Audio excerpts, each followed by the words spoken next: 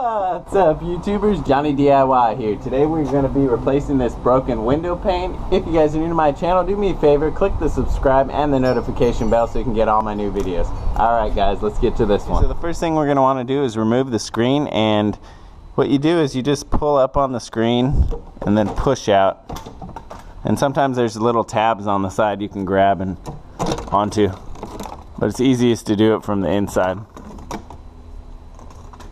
Okay, so we're going to be working on this right pane right here, and it looks like there's some trim around the side, so we're just going to take a flat putty knife. We're just going to pry this trim off so that we can get better access to the window. Alright, now we can see what we're working here. Here is the glass, and it looks like it's just sealed around the edges. You may have glazing, or you may have this. This is a sealer.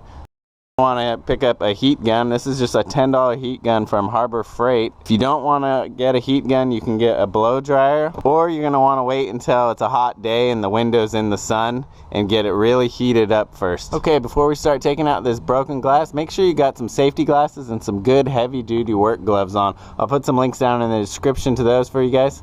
Now we're going to crank our heat gun up to the high setting, and I'm just going to go around the rim of this window for a couple minutes to get it really heated up. It's going to soften up that sealer.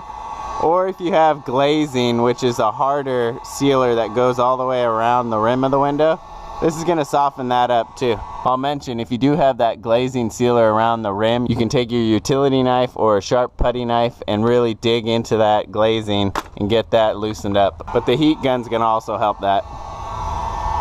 Also, go ahead and put some tape over the cracks. I went ahead and put the tape on the inside. That's going to help the window not just fall into a bunch of little pieces when we take it out. Alright, I got it nice and hot. Now he's on the inside. He's going to push it with a stick.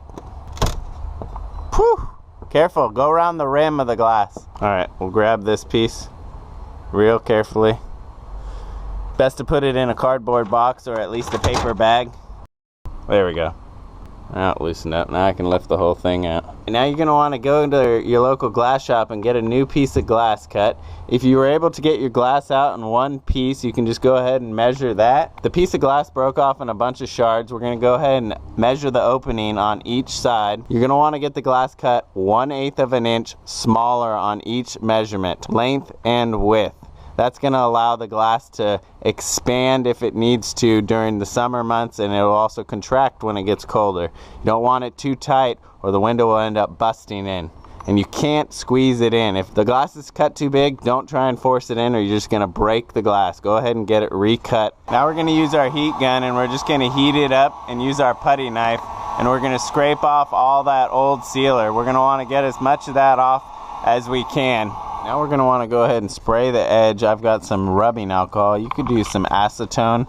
If the stuff you're running into is really sticky, go ahead and get yourself some Gooby Gone. And we're just going to clean up all these edges that the new glass is going to go on to. We're going to want to clean around the rim of our new piece of glass with the same alcohol where that edge is going to meet. Just get it really clean, get all the grease off. Now we'll get our sealer. I'm using 100% silicone. It is the clear one. That'll be the best thing you can get, is the clear. We're just going to run a nice bead all the way around the window.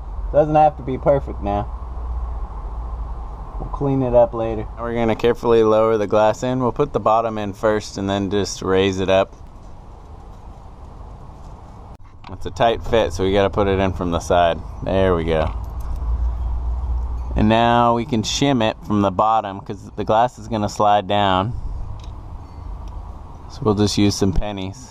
Alright, now with the window in, we're going to want to put some tape onto the window and then onto the surrounding so the window doesn't pop out. This will also hold it tight so that sealant can get a nice firm grab. Go ahead and remove all these little metal points. These are what hold the window in before you put your glazing in. Now we're going to go ahead and set our glass pane in. So now once the glass is in, we're going to go ahead and put 2 points in. You just use a putty knife. Just press it in. Gently, not too much against the glass. So this is what's actually holding the window in.